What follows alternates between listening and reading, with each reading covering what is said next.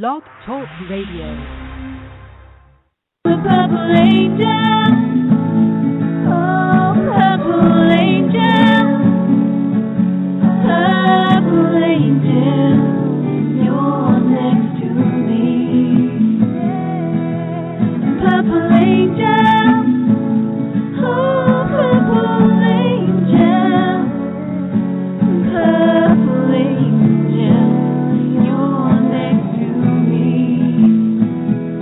You're next to me. You're next to me.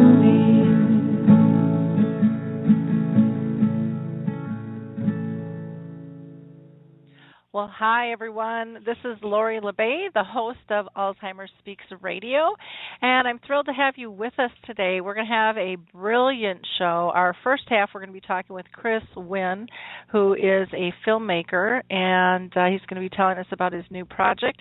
In the second half, we're going to have Molly Meyer with us, who's a poet and who does some really cool stuff with her company called Mind's Eye Poetry for people with dementia.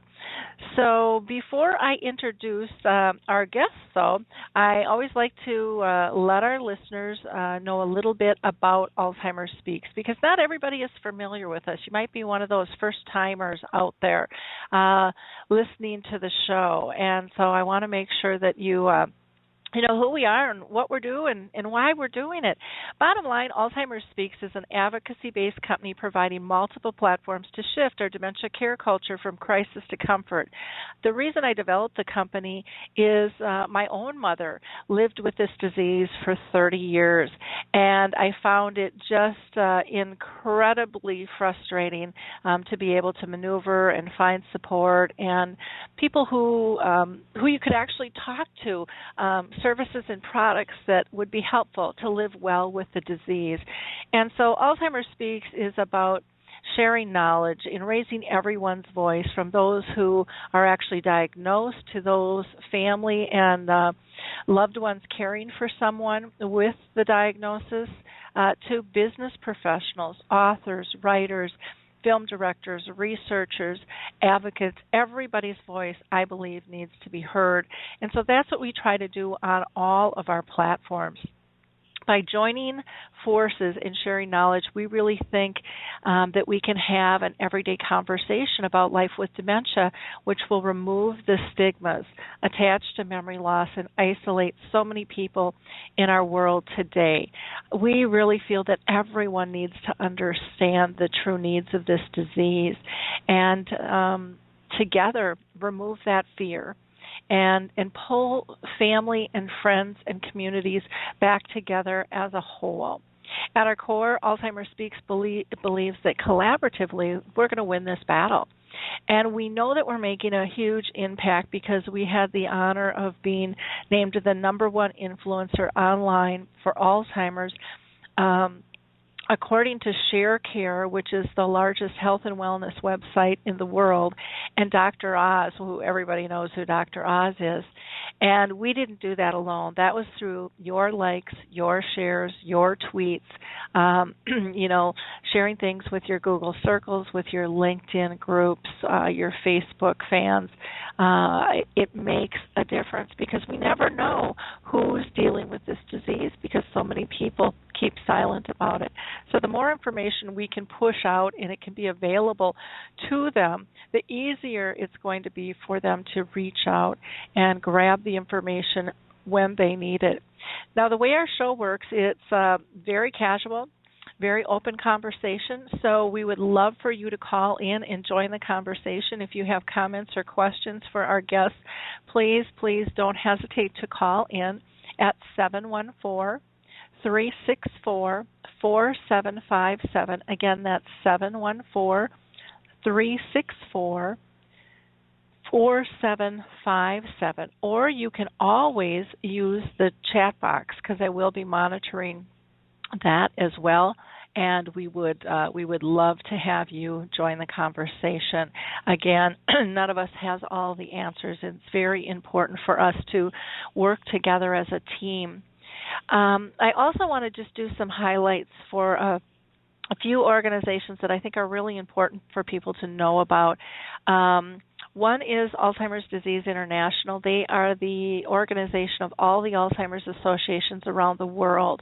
And so if you're looking for a support group or information in your area, they are a fabulous resource. Again, just Google Alzheimer's Disease International. Or HealthStar Home Health is a wonderful home health care company that has actually been certified as what they call an Alzheimer's whisperer. So they've gone through some specific training to deal with dementia, and they just have a great heart and soul, the company. I've been really impressed with them. If you're looking for a holistic approach, the Alzheimer's Research and Prevention Foundation is a great resource. There you'll find things on food and diet, exercise, meditation, but pretty powerful things. They do some free educational webinars and teleseminars and memory screenings, all kinds of stuff. So check out Alzheimer's Research and Prevention Foundation as well. And then many people are dealing with specific types of dementia. There's Alzheimer's, and we've already mentioned the Alzheimer's Association, but there's also Lewy body dementia and frontal temporal lobe dementia, which are really common types of dementia. Each of those has their own organization, national organization, and you will be able to find great resources there. The other issue that people run into is what's called aphasia, and that can be when people have a difficulty talking and using words. And the National Aphasia Association can be a great support to so many people. When it comes to actually engaging people, there are a few companies here I'll just highlight as well. The first is Alzheimer's Music Connect. They have come up with a new patent-pending technology which takes music and heightens it so that people can, pulls out this engagement in them. Not only do they connect to the music, but afterwards to people. It's pretty powerful stuff. So check out Alzheimer's Music Connect. They have a brand new holiday CD that they just released called Memories, the Songs and Spirits of Christmas, which is fabulous. We had them on the show recently, and you can hear some of the samples if you go to their website or on our past archive show as well. Puzzle with Me was created by a daughter who had a mother who had dementia and was looking for puzzles for her to be able to work on. She liked being able to do puzzles prior to dementia, but the puzzles that were out there for adults were too small and too many pieces, and so she created something much more appropriate for people dealing with dementia, and age-appropriate pictures, bigger, thicker sizes, and fewer pieces. And then Jiminy Wicket, which is so close to my heart, is a intergenerational croquet game that can be used in schools and for education, and then the students can also be matched up with people with dementia. So, and anybody can do this if they're in a wheelchair. They don't have to walk, they don't have to be able to talk, but they can still engage and have a lot of fun. So, those are just some of my favorites that I just think really, really highly of, and I would like people to know about those. I also have them listed at the bottom of my website too. So if you don't want to Google, just go to the bottom of the website and click on their little logo, and you'll get right to them. Let's go ahead and let me introduce you to Chris Wynn. Chris has been on the show with us before, and he is just a brilliant filmmaker. His career was in production assistant on commercials and music videos in Toronto, and he quickly decided to move into post-production, and he became an assistant editor. Chris moved to Montreal back in 2002 to begin to document his own father's struggle with Alzheimer's. And he turned that into a feature documentary for TiVo called Forgetful Not Forgotten. And for the past 5 years, he's traveled across Canada and the U.S. presenting his film and talking about his experience with Alzheimer's. Chris just finished an educational video series about dementia for the University of Waterloo, and he's currently working on another feature documentary project about younger caregivers dealing with a parent with early onset Alzheimer's, which is going to be titled Much Too Young. So, Chris, it's so nice to have you back with us. How are you doing today? I'm good, Lori. Thank you so much for having me. I really appreciate this. Well, I'm thrilled to have you here. Your work is very powerful. You know, I remember when you first pushed out Forgetful Not Forgotten, and the response it got, people were so touched by it, and you know, sharing these personal journeys and this, you know, you share such a vulnerable side. Any of us do that are on this path that choose to share. It's almost impossible not to be touched, you know, by your work. So, what made you? Well, let me start here. With your own family, I'm sure you saw that there were some ripple effects of this disease. It's not just a diagnosis and everybody goes off running, carrying on their regular life. What happened in your family? What kinds of things did you see? Well, you know, it obviously, I think this is going back to when my father was diagnosed in 1999, and you know, we had heard of the word Alzheimer's, but like most families, we really didn't know what was involved or what was going to happen.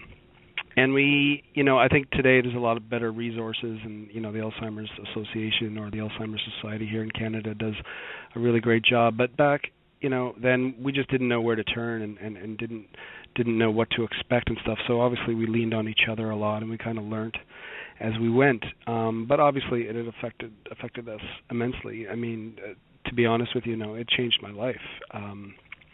First and foremost, I moved cities. Now, this was all my choice to go back and help my mother with my father, because they were living in a very small, rural cottage country, and there was really no help at all for my mother. And this is when my father was, you know, becoming in the middle stages and needed, you know, couldn't be left alone for 10 minutes. So I really took it upon myself to move back there and giving up, you know, a good job that I had and an apartment and stuff, and feeling like I was sort of putting parts of my life or my life at that point on hold to become a younger caregiver, you know, in my early 30s, and living with them for a year, and really just, you know, work-wise, I didn't work for a year. Socially, I had some friends, you know, that I went out with rarely, maybe once a month. So, you know, obviously it really, I almost felt, and even for career-wise, where I was working in Toronto, I felt the company I was with, I was really moving up and could have stayed with them, but this was really a step back. I almost had to start, you know, taking a year off and then looking for work again. After that, you know, it was almost like I took a step back. So, you know, I can't speak for my brother and sister, but obviously for myself, it really changed my life, for sure. Wow. And have you seen that in other families that you talk to? Yeah, it's a huge statement that a lot of these young caregivers now that I'm documenting, you know, not obviously everyone has a different story and everyone's at a different stage. You know, the person with Alzheimer's or dementia, and even the young caregiver, everyone's at a different stage in their life, and everyone's story is different. But I hear that a lot, that, you know, putting some part of their life on hold, they feel like, you know, they have a responsibility, you know, to be home, to help out at home. And they can't always go out with friends on Friday night or go away for the weekend, or even work-wise, you know, it's like, well, I can't, you know, work late these nights because I have to give, you know, my father a break with my mother who has early onset. So I definitely hear that a lot from the young caregivers that I'm documenting now. Yeah, I can only imagine. I mean, you know, my mom, you know, got the disease in her mid-50s and died when she was 86, and I'm 55 now. So, you know, I guess I was a young caregiver and didn't really, I mean, we didn't even use that term back then. Yeah. We didn't know about early onset.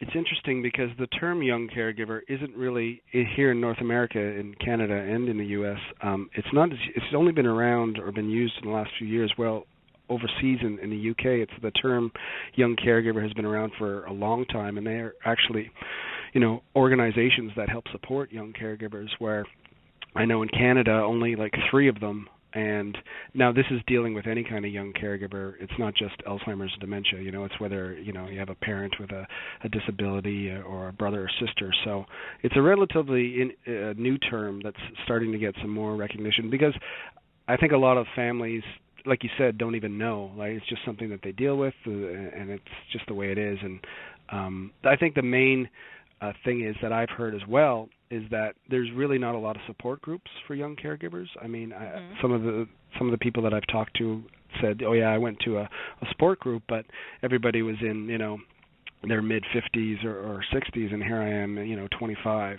and no one can really relate to it." So, and I think a lot of these people say to me too, they just like, it'd be great to talk to someone else who's going through it. And I think that's, obviously the statement for a lot of caregivers. It's, you always feel alone, and you're the only one that's, going through this, or your family's the only one going through it. But it's the same with a younger caregiver, kids in their early 20s, mid 20s, even teenagers, saying like, I don't even know how to tell my friends, that my mother has early onset, because they just don't understand. So, I'm trying to create this project and this film, but it will be, like with my first film, it will be a project that will hopefully have mass appeal, but it will also, have new media, like, a place where these young caregivers can meet and talk online. And so I'm in talks with a few different organizations to try to do that. But that's, just to tell you why I think I'm doing this project is, as you mentioned before, when Forgetful Not Forgotten came out and it played on television, I was asked to, travel around, and mainly through the Alzheimer's Society here in Canada, to present the film and then talk about my experiences, which was, it was a really great experience for me, and I felt like it was sort of like a healing process as well, sharing my story with my dad. And if you do see Forgetful Not Forgotten, or if you have seen it, I don't really touch on myself, how it affects me as a young caregiver. So that's obviously one reason that I want to do this project. But really, when I did those presentations, and I'd stand in front of a crowd, and it'd be anywhere from 20 to maybe 100 people, and there was never any young kids, and nobody under 40 in the audience. And I can understand why.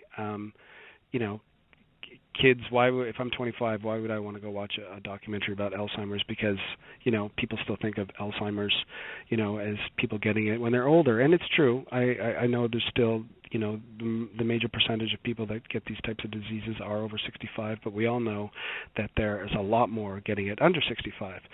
So, I started to talk to different people at different chapters of the Alzheimer's Society, and they all said the same thing, and they're still saying that today, that, and I'm sure it's the same in the U.S. It's like we need to somehow, educate younger people about this disease, because really they're the next, they're the caregivers waiting in line, or they're the next generation that's, either going to get this disease or have to deal with this disease. So that's why I thought, if I can create a project that focuses on younger people, younger caregivers, then a younger demographic or a younger generation will be more inclined to want to watch it, because it's people their own age. So that's how I came up with the idea. Now, this new project has got nothing to do with me. I'm just behind the camera, and, I'm documenting a number of different families. But the ages range anywhere from, late teens up to early 30s. And again, these children are all in different stages. Some are just finishing university. Some are trying to get their career going. Obviously, social life is a big part. So, there's different things to document, but that's actually what I'm really focusing on as well, is just the young caregivers. I'm not really focusing on the disease itself, the stages of the diseases. There's a lot of great projects, even aside from my first film, that does a great job of explaining, what Alzheimer's and dementia is. And I just really feel like I just need to put a project out there that would appeal to younger generation in a different way. So I guess what I'm trying to say is I'm trying to approach the subject from a different angle, to try to tell a different story, and try to show, like you said, that ripple effect that, yes, it hits the person with the disease the hardest and the primary caregiver, but little did the general public know that it also affects, the children in this way or that way. And, and it's also a way to show that these kids are actually engaged, that they are there, they're helping out, they're a part of it, they want to be a part of it. A lot of these kids say, you know what, my mother or my father helped me my whole life, so this is like the least I can do for them is to help them out. Because I think a lot of kids need to see that. Maybe families who are newly diagnosed and kids don't know where to turn, like I said, because there are no support groups. So maybe this will be, a project that they can watch and say, wow, these kids stepped up to help out, and that's what I need to do. So, I mean, there's many different aspects of it, and, like I said, I'm still in the production side of it, and who knows what the final project will look like, but that's my main goal. And again, the main goal of this project, Much Too Young, is not to show, okay, this is what a young caregiver does. Like, okay, they help them get dressed, they feed them. Obviously, that's going to be a part of it. But the main message, I guess, is just how it affects them, what affects them in their daily life. Like I said, work-wise, socially, because, again, a lot of them, like I said before, feel like they're putting at least a portion of their life on hold to help out with a parent. Mm-hmm. Well, very, very much so. Now, in terms of your filming, is this going to be, are these people all going to be in Canada? Are you going kind of around the world on this, or is it just a specific, even city? How are you finding your people to work with? It started off through chapters of the Alzheimer's Society here. I live in Montreal, but I have deep connections in Toronto. So I started looking through there, and I found a great organization in Toronto, and this group of girls, and they started their own charity called Memory Ball. Started their own group called Memory Ball, and they put on a yearly charity event, and they raise money for the Alzheimer's Society of Toronto. So I met them back in January, and a couple of them have agreed to be in the project. And really, actually, because I've started this crowdfunding campaign to try to raise some money for the project, I've actually discovered more families, and this is only in the last month, more families contacting me to be part of the project. Now, these projects, it's tough to say, but they don't have wide appeal. So to get this project kind of going, it's to get funding for it. It's like I said, a crowdfunding campaign or money out of my pocket. That's the way to get going. So unfortunately, at this point, I would love to travel around the world to talk to people, and maybe it'll get to that point. But right now, I have to keep it local because that's really all I can afford to do.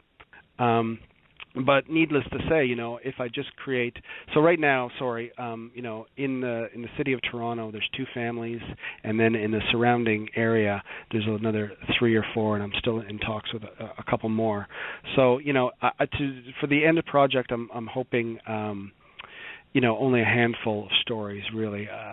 But what I plan to do after the film is done, again, maybe create more an online platform for more families, and then maybe it can go international. Because I have been in touch with, a few organizations in the U.S. through the Alzheimer's Association, the Young Champions, and a few other great organizations as well. And I know they're out there. And I also needed to find, now I had found some younger caregivers where it was sort of in the past for them, where they said, I took care of my mother or father, 10 years ago. And, everyone's got a great story, but to be effective, I need to document something that's happening right now. And, of course, it's not always easy for families. I did it to let, to expose what you've been through or on camera or in a book or whatever. So, some families have come on board, some families have dropped out, and I respect that. I'm trying to tell the truth, and I'm trying to tell some, interesting stories. But, if a family doesn't want to be a part of it, then that's their decision. But, yeah, getting back to your main question, obviously I would love this project to be as big as possible and have, families from the U.S. and families from the U.K. or wherever tell their stories. But unfortunately, at this point, it's mainly in and around the Toronto area. Okay, well that's fair enough. I mean, it's got to be economical. Everyone thinks that everybody's getting paid big money, and there's so many of us doing stuff just out of our own pocket. And people are kind of shocked because everybody thinks that, well, either the society or the association or the foundation is backing this, and there's just not enough funds to do all of that.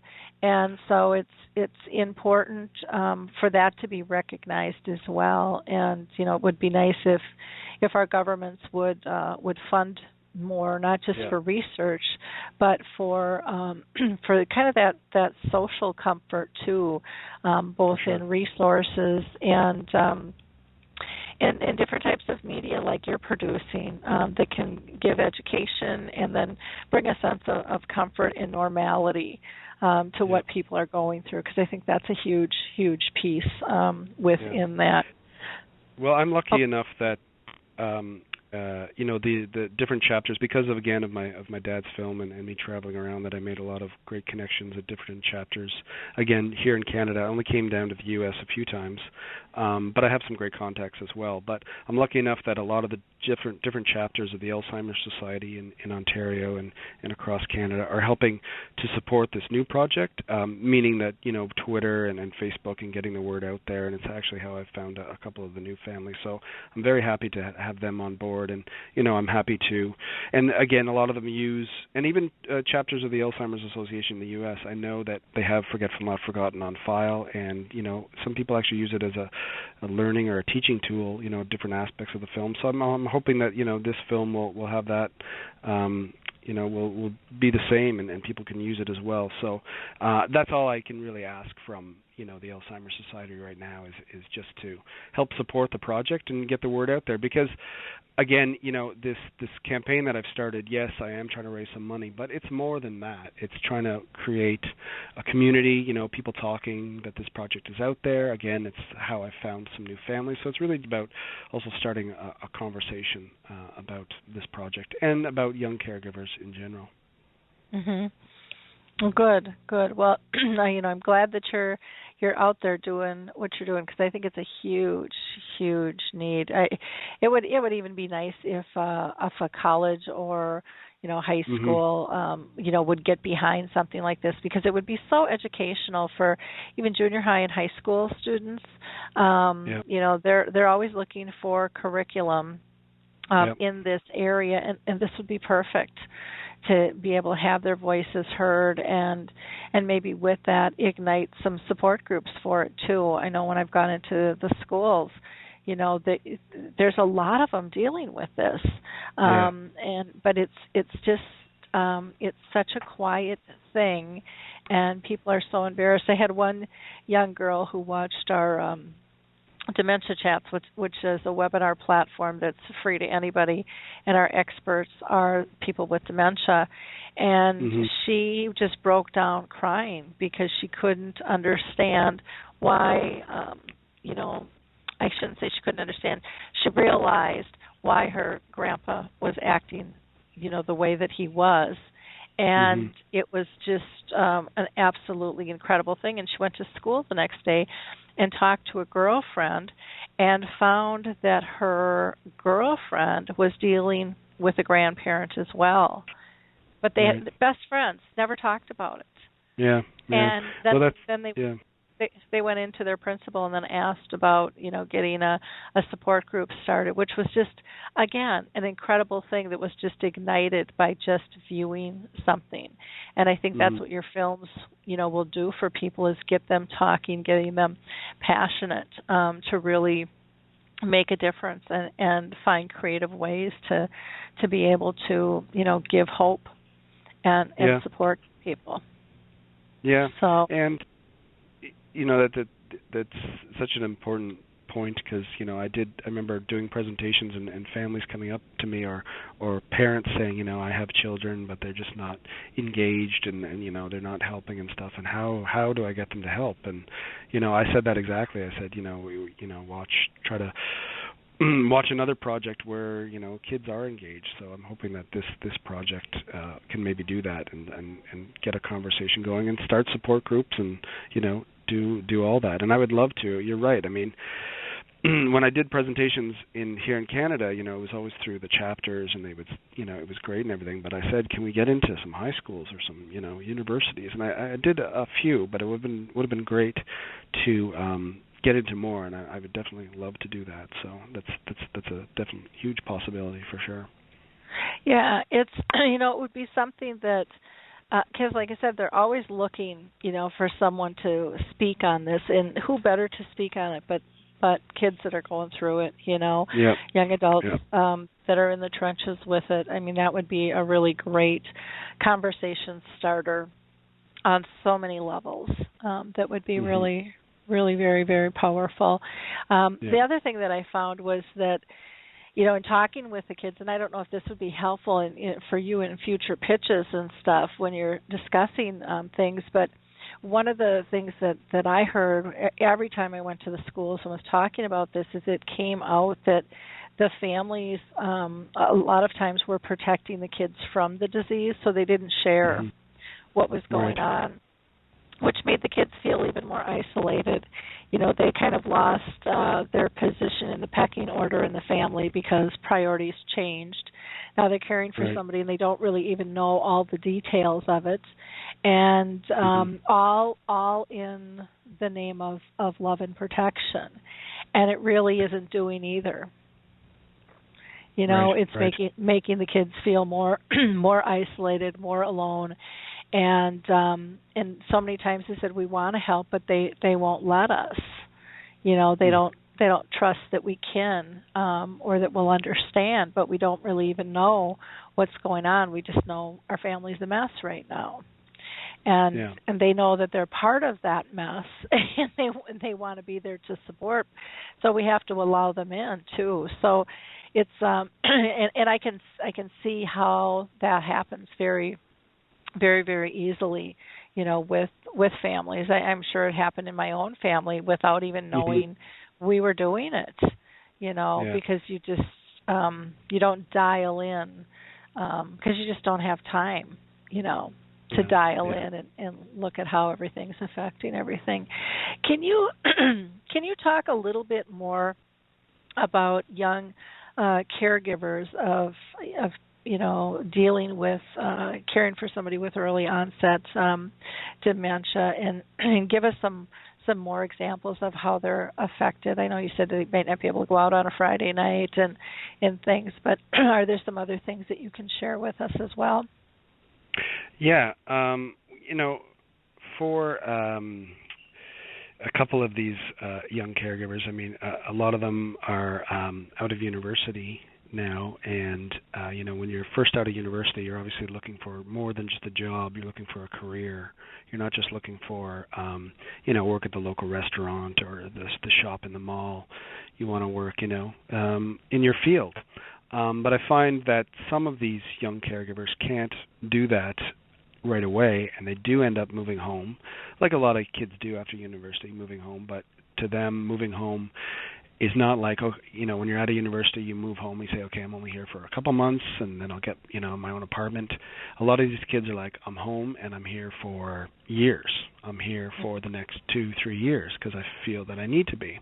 And I can't go and, maybe in the next 6 months or a year, I'll really start looking for a career job. But right now, I am going to go work at that restaurant just to make some money on the side, but be flexible enough that I can be home, to help with my mom and dad. So that's something that I've definitely heard a lot. So that flexibility, it's tough for, a 20-year-old or, in your mid-20s because, you are trying to get your career going and going away on weekends and stuff like that. So that's definitely something that I've heard a lot about. Definitely the sharing thing as well, because they just don't have other friends that are going through it, that a lot of the times they don't they keep it to themselves and stuff like that, and people don't come over to their house or whatever, or they'll just go over to other friends' houses. So there's many aspects of it. They really feel a lot of them have siblings, like I had a brother and sister, and they really feel like that bond becomes stronger with their brother and sister. almost maybe compensating for the loss of the parental figure. So that's definitely something that I hear as well, which is a good thing. And growing up faster, for sure. These children, when I talk to them, they seem a lot more mature than maybe someone in their late teens or whatever. And it's just, I think it's because of this responsibility that they've taken on. But needless to say, for this project, I'm trying to deal with different stories, and there's a couple families where it's early onset, but they're just in the beginning stages. So, all they do is come over and maybe they take their dad or their mom for a walk or something, or run an errand or out for dinner and stuff. But that's still an aspect of it. And another aspect is a distance thing. So there is a family that I'm talking with now that might be a part of the project where the daughter lives in Toronto and the parents are actually 2 hours away. And she goes home, every once in a while to help out. But that's something that I know, we struggled with in our family. Luckily, I was there to help out, but both my brother and sister didn't live, close by. So that's it's just another aspect of it that these young caregivers have to go through when they realize I can't be home every weekend. Or even in the evening, I can't just drive over and give the primary caregiver a break. It's tough on them. It's very stressful, on them to sit there and only do it through a phone call or something and try to rectify a situation through a phone call, which is tough to do. So, those are just some of the details. I'm kind of learning as I'm going as well. Obviously, I don't know everyone's story and what everyone's going through. I'm trying to, right now I'm really just documenting the young caregiver with the parent. Not to say that, I'm secluding the primary caregiver or anyone else, but I'm just trying to focus in right now on their connection, I guess, and again, a lot of these stories are daughters and mothers. Mothers with early onset, and the daughters are helping out. And now some of them, have brothers, and the brothers help as well too. But I don't know. There's definitely a certain bond between a real bond between mother and daughter. So kind of focusing on that. How do they connect now, or how do they connect when the person changes? So again, there's all different aspects that I'm dealing with, and like I said, I don't really know how it's going to turn out. This is kind of how these projects evolve, and they just evolve, and I kind of learn with it. But really, I'm just documenting like a fly in the wall. I just kind of document what's happening. So, the kids they go through lots of stuff. And it's obviously because the disease is changing so much, and I'm sure we can all, have had experiences. And my experience with my father felt like at the middle to later stages, I felt like he was changing every month, doing different things and stuff like that. So again, these kids have to adapt to that change and learn to deal with it on their own levels. And I think that's an important part of it as well. So there's many different aspects that these kids deal with on a daily basis, and again, it's just how. And I'm not, and another point actually is like I'd mentioned before, that the group in Toronto called Memory Ball, which a couple of girls, I find that these kids are proactive, that they're not just sitting back and saying, okay, I'm going to help with the mother and father and this and this. They're actually getting out, and they're trying to raise money, and they're trying to get education and awareness out there. They're starting their own organizations and groups, and I think that's a really interesting thing to show as well. That, and I did it. I've become pretty much an advocate, and I felt, who knows exactly why. I mean, maybe it was, again, sort of a grieving process for me or something. But yeah, a lot of these kids are taking a more proactive approach to their journey with their parent by getting it out there and helping by, like I said, getting word out there. So, anyways, like I said, there's many different aspects of what these kids go through. It's funny because as I'm talking, I'm kind of pushing the show out on social media because that's typically what I do, and Sure. I am actually shocked at how many more groups there are on Facebook for early onset now, for the adult children and for the kids. I mean, there's just a lot. I cannot believe how many different groups there are that weren't here even a year ago. And so it's that's a good thing. That more people are being educated and also finding support within this disease. So that's a really good thing. But I'm just kind of shocked at. I guess it's because more people. I don't know the numbers. I because of what I've been through and stuff. I kind of stay away from statistics now and stuff like that. But I'm guessing that a lot more younger people. There's a lot more people being diagnosed with early onset, and it's I don't know because that's all my father had was early onset. So I don't know. The other type if you get diagnosed after 65. But I just know that. There seems to be a lot more people coming forward to saying, let's talk more about early onset. So that's probably why there's more groups being started. So that's definitely a good thing. Yeah, for sure. If people want to, obviously they can contact me either way. But if people do want to see more about this project, I know you have it. You have it on your website, right? Linked to your website. Yep. But anyways, correct. You can just go to Indiegogo.com and then do a search for Much Too Young, and you can I'm actually what I really ask people to do is just tweet it out or Facebook it out. I mean, I actually had, interesting enough, I had some celebrities retweet some of my tweets. It was kind of nice. I had Seth Rogen's wife retweet one of my tweets, and I had because of the new movie coming out, Still Alice, I had a couple of the actresses retweet some of the stuff. So it's nice to know that you're trying to get the word out there and people are helping. So that's really all I'm asking people to do, is just to help get word out there, and if they want to support, that would be great as well. So but it's funny because I do other work, I do video production and stuff like that, but I just feel like I need to continue doing stuff because of my dad's film, and people have asked me to do different projects here and there, and the one that you mentioned that I did last year for the University of Waterloo, another video series about it was about dementia and a woman living with dementia who had been diagnosed at 47.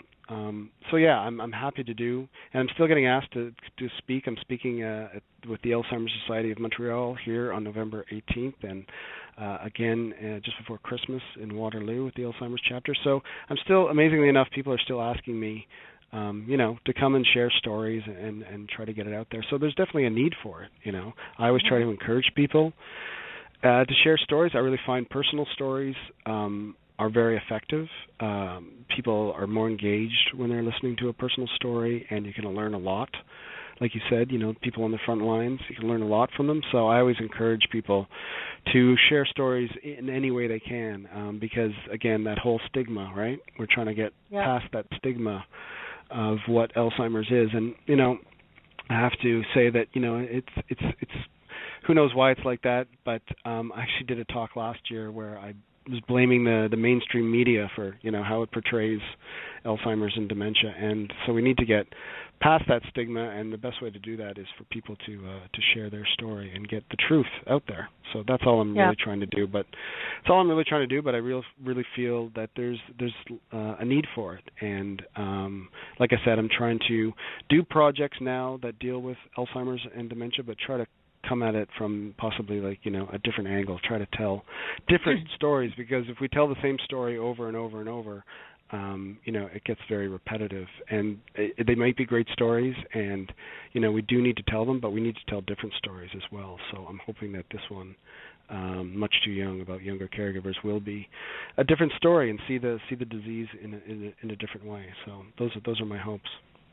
Well, and I just hope you have great success with this. A friend of mine, I should say acquaintance, I'll finally get to meet her in December. She has a company called Fire Films. She's over in Australia, Corinne, and she's been doing some different, films, and they actually won an award, a huge award over there. And so people are really starting to pay attention. And I think have you seen the Glenn Campbell film? I have not seen it. I know that you had just sent out a message too, but I definitely want to see that. I think that's going to be a game changer. I really think the Glenn Campbell film is going to be a game changer for people understanding what this disease is like. Sure. It is done in such a brilliant way, where you see him just light up when he's doing his music and playing the guitar and singing, and he's still able to read what do you call it? I'm going brain dead. The like little what do you call it? Stuff, or? Yeah, they've got the machine going. What? Right. And he can still read all the words and stuff, and the doctors are just amazed because there's so much he can't do. But it just shows that when a person's in their passion, how engaged they are, and the way the family deals with it. I mean, it shows the sadness and the hurt, but it shows just the brilliance of the love and the laughter and his sense of humor and their sense of humor. And it really shows all sides of the disease, which needs to be seen. And that's why I love so much what you're doing, because I think the multimedia is so much more powerful than just the written word or just someone listening to a speaker. We need these personal stories that people can really see and relate to. The theater that I was in was just packed, which was really nice, because I had seen earlier the Alive Inside one with with the one with the iPods, and I was so sad because there was barely anybody in the theater, and that's just a brilliant film too.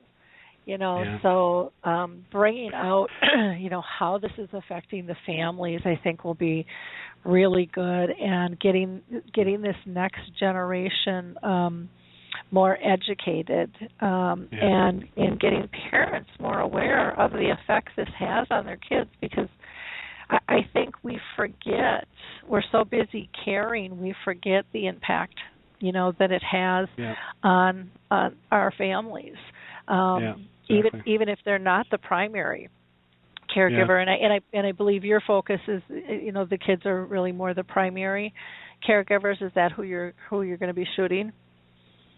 Not. A lot of them consider them. I mean, in no family are they the actual primary caregiver. They all have another parent that's the primary caregiver. They do feel, like I felt, like a secondary caregiver and stuff like that. But I think it's mainly it's just the families that I've found so far. If I do find a family with a young caregiver who's primary, then that'd be amazing to show as well. But the stories that I'm following are just like I said, people are not only are they at a different stage in their life, the young caregiver, but as well the parent with Alzheimer's early onset are also at a different stage. Some are been newly diagnosed, some are middle stages, and some are actually late stages. So you can understand that you are going to see different aspects, because everybody is different. So, but a lot of them feel not the primary caregiver, but they definitely feel like they're right there, that they need to be there. And because it is, and it was the same with me, it became more almost about my mother, who was the primary caregiver, than my father. I started to worry more about her and her health. Then, when my dad was getting worse and worse, I thought there's only so much I can do for him, but there's, a lot I can do for her by helping out. And so that's what I think a lot of these kids are thinking the same way.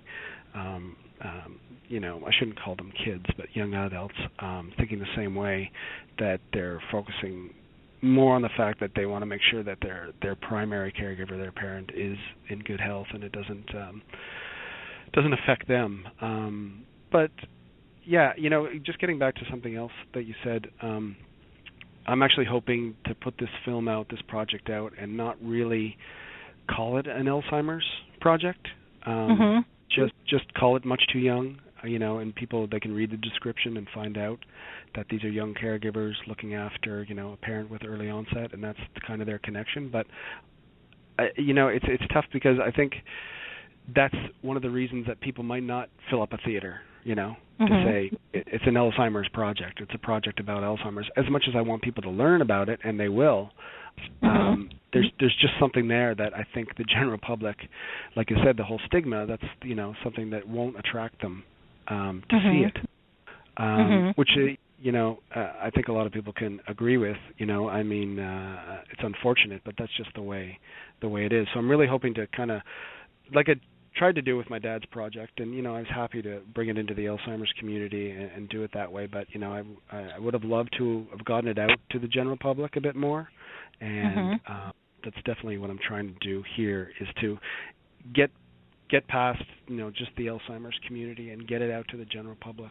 To again, like I said, try to hit a younger demographic and try to educate them. So that's just one thing that I'm hoping that it will do. But again, I hope it has a mass appeal and longevity and everything like that as well. As long as the same with a lot of these, like you said, Alive Inside and stuff like that. And I know the Glenn Campbell. But it's also because it's Glenn Campbell, right? And people know the name and stuff like that. When you have a name like that attached, it has more appeal to it. But there was another, The Genius of Miriam, which was another great one that came out, which is on PBS. So there are great stories out there.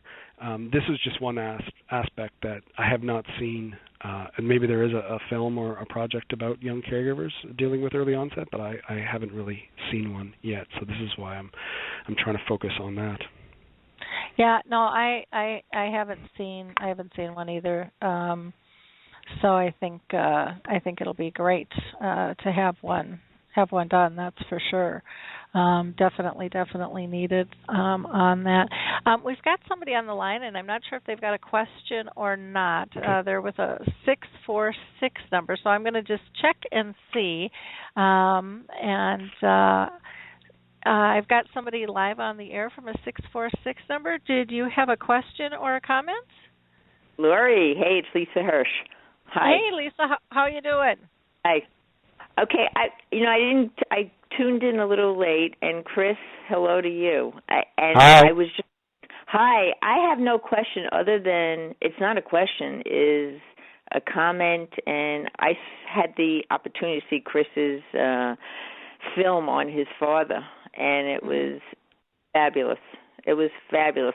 As you were talking, Chris, saying that you were, hoping that this could be something that people will go see and not calling it Alzheimer's. And it was like, I thought of a writer when he comes out with a book that's finally a best novel, and then they come back with the original ones, that they didn't get acknowledged for, and then so there's more to read. So, I don't know, Lori, if you saw the other one, his other film with his father. Yeah, I sure did. Yeah, and as you were talking again, it was also like with Glenn Campbell and what Chris just said. Whatever awareness we can bring to this is great, but it's Glenn Campbell.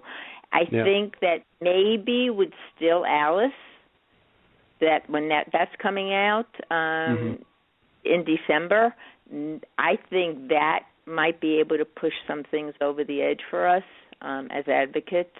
In the sense of it's no one famous, and it's a big Hollywood production, and it's two huge American stars. Not that they're American. So, it's. I'm hoping that will bring more awareness to get more funding that's desperately needed for this disease. So anyway, no, it was no I agree. question. I just want to say hello to Chris and you, Lori. Okay, well, good. No, your input is important, and I think it was good too to bring up Still Alice again too. Do you know when that's coming out? When the launch date is for that? December 5th, because I'm usually not like this, but I have it. It's coming out at December 5th or the 4th, whatever that Friday is, because I have it down. I'm going on Sunday. Okay, cool. Cool. It'll be interesting to see how it opens, because Julianne Moore is such a big name in Hollywood, and then you have Alex Baldwin. And when I was at the Alzheimer's annual meeting 2 weeks ago, they mentioned, Glenn Campbell's had just come out, so they mentioned that, but they had mentioned that Julianne Moore spent a lot of time at the association in New York trying to find out more and seeing more about Alzheimer's. So there's a lot of research as an actress that she did other than, she's great. So. Mm-hmm. Yeah, I agree. I agree that the more projects, the bigger, the better. Let's get the word out there as much as we can. So, I read Still Alice, and I contacted the author. Her name's escaping me right now. So I hope it's huge, and I hope they've done a great job, and I hope there's more like it. The interesting thing is there's never been a TV show with a main person with any form of Alzheimer's. There's been, I think in Grey's Anatomy they had someone. There's been a lot of smaller parts here and there, but there's never really been a huge TV show. So maybe that's something that needs to be in the works. Yeah, that would be wonderful to be able to see something like that come about. That's for sure. Mm-hmm. It's kind of crazy with how many people are affected by this, that it's as large as it is to us who are affected. It's also not that it's. I don't know that anyone would watch a TV show, Chris. I mean, unless you had someone affected by this.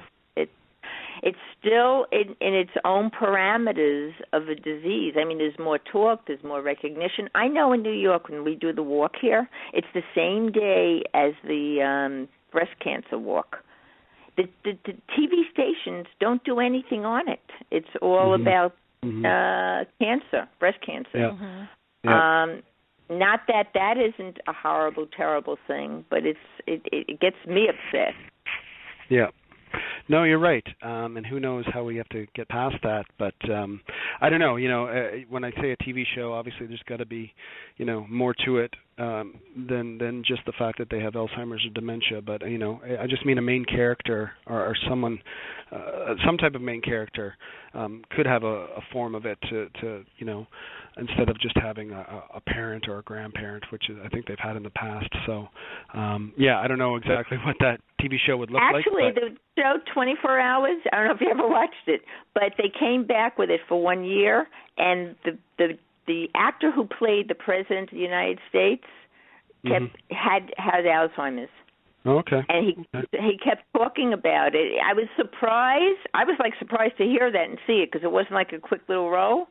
And how he was taking medication, and he knew that he had to resign from office because he knew that what was going on with him. I was really surprised and pleasantly surprised to see that so happening a little by little. Yeah. I am sorry, Laurie. I actually have to go. I have to do a shoot in 5 minutes. So. Not a problem. Thank you so much for having me. I appreciate it. Again, people can go to Indiegogo.com and just search Much Too Young to learn more about this project. But thank you so much for having me. Well, thank you. It's always a pleasure having you, Chris. Good luck with your shoot. Thank you. Take care. Yep. Bye-bye. Oh, heck. Well, that was very fun to have Chris on the show and hear what all he is up to. I'm going to go ahead and do our mid-program highlights here, and then I will introduce our second guest.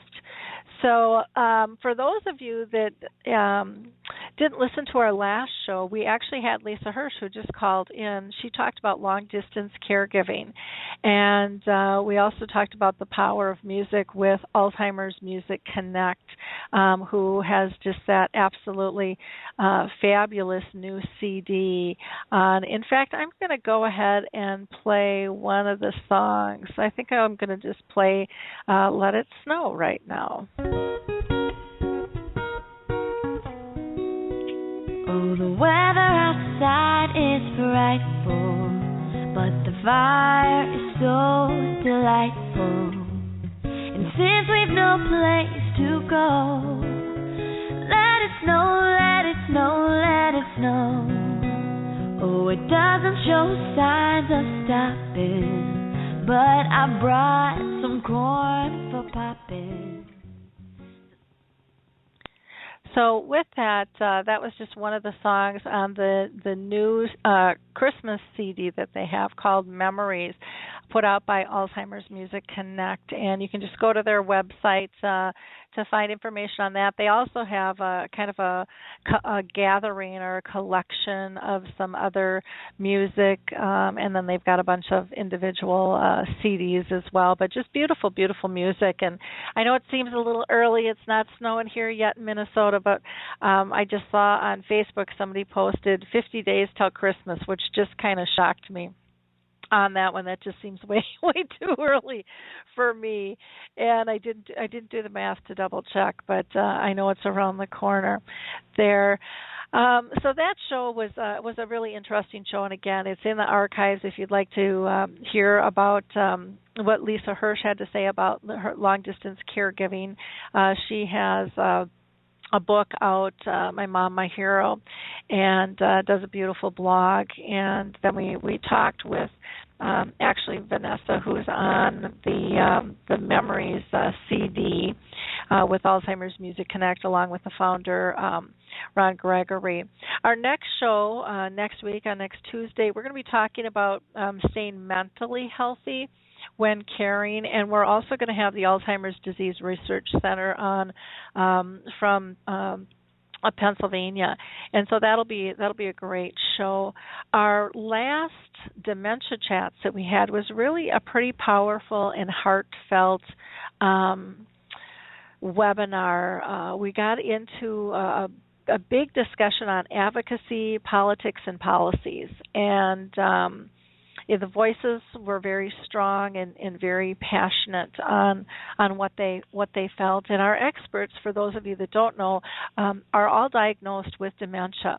And you can, again, watch any of the archived dementia chats just by going to Alzheimer's Speaks. Go to our About page, and from there you will find information specifically on dementia chats. What else? I wanted to mention a couple of blog posts. We already talked about the Glenn Campbell film, I'll Be Me, which will make you laugh and cry, but most of all, you'll just be touched by this powerful film. It's just got short screenings around the country, but I would encourage you to check your theaters out and ask if they have it, and if they don't, tell them they need to get it. It's a really, really very, very well done show. Lots of fun music to go with it, and the number of stars that came out to talk about the effects of the disease, how it's personally affected them. I remember, I think it was Brad Paisley said it's in his family, and he just kind of pleaded, hey, he's 41 and he knows he's next. And so it's people are starting to listen and starting to pay attention. There was also on the blog an article about the 7 steps of Alzheimer's prevention diet, and that was put out by Alzheimer's Research and Prevention Foundation. And then there was a real powerful and interesting video on famous people with dementia that was put out by one of our advocates, Tony. It was just kind of fascinating to watch that again. So let me go ahead and introduce our second guest here.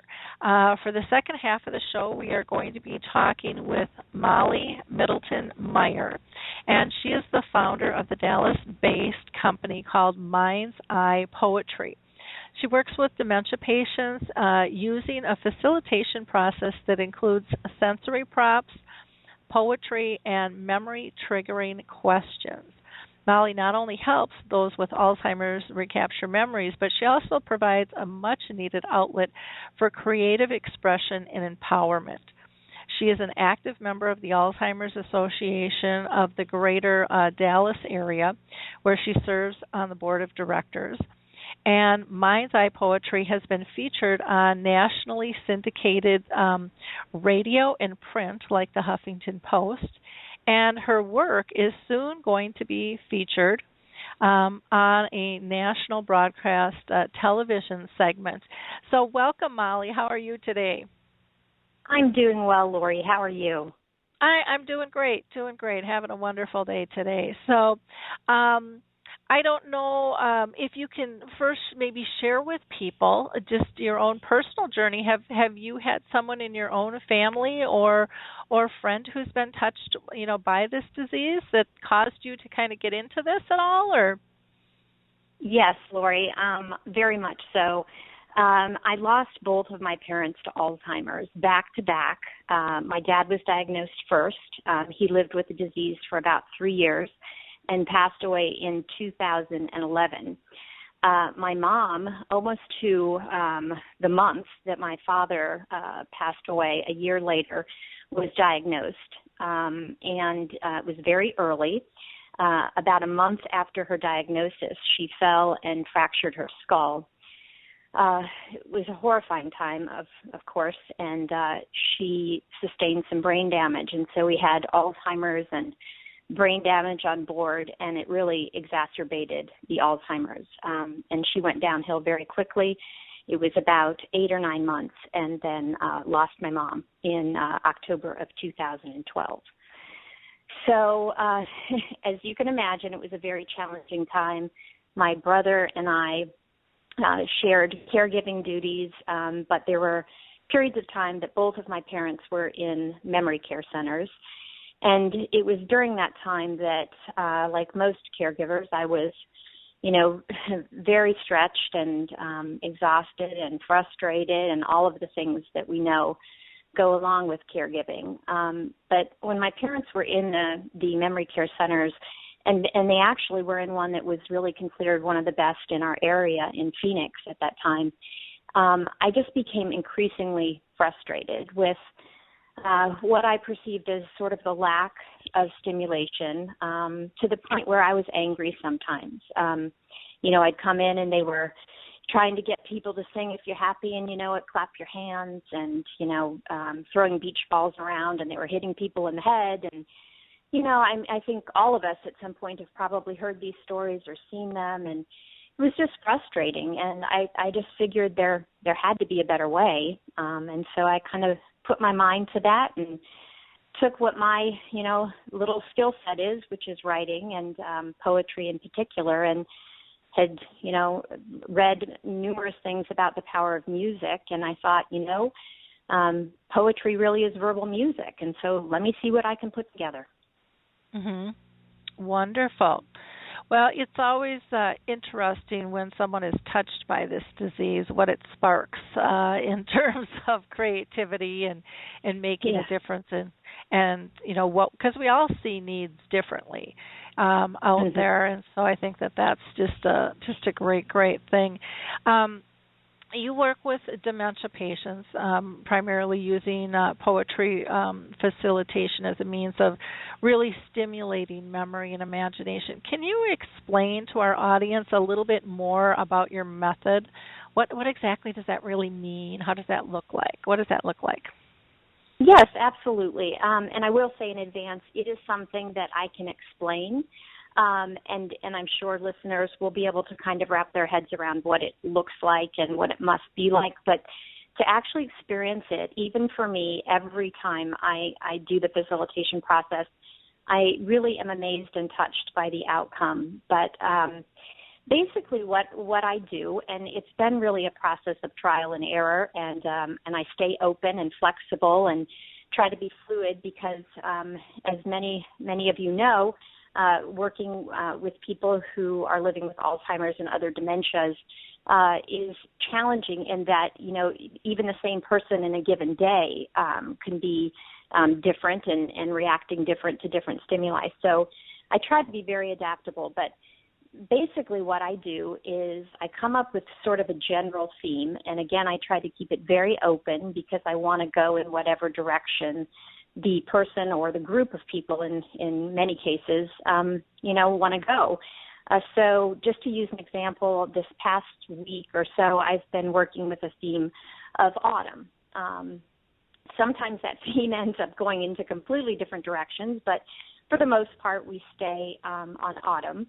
And then before I go, I think about, and I try to be just very creative about what kind of things, sensory items that I could bring that might trigger memories, but also imagination, because I'm really finding one of the most surprising things is it's not always about the memories, but triggering something that gets them out of where they are, and thinking about just creative and different ideas, and I find them to be incredibly creative.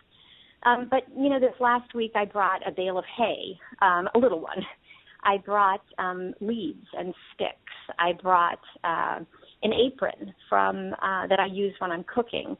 I brought gourds and even some artwork and some photographs that depict different scenes having to do with autumn.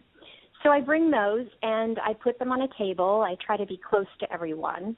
One of the things that I've learned is very effective is, I always introduce myself. I never assume that they remember who I was before, so I make fresh introductions, and I try to say everyone's name. And, sometimes it's challenging. I'd worked with a group recently of 22 people in various stages of the disease process, and I'm trying to remember everyone's name myself, but it's so powerful to see the reaction when someone actually says someone's name. So I really take pride in trying to do that and to introduce myself again and to say all of their names, numerous times whenever they, participate or, even smile or are looking up, and looking and seeming to enjoy the process. So I bring all those things and I explain all of them, and people want to touch. I've brought a seashell before, and they want to put it up to their ear and hear the ocean.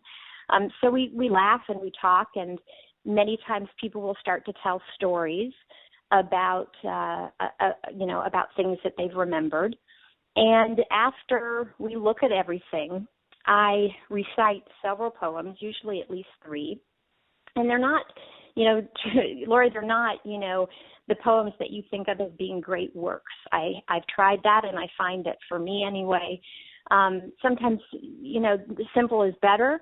The folks I work with tend to like poems with rhyme, and that's really not, what's in vogue right now, at least with modern day poetry. So I try to keep very open. I find poems all over the place, and I have wonderful Facebook friends who have family members who write poetry themselves, and they send things to me. So I do that, and I get reaction, which is it's remarkable.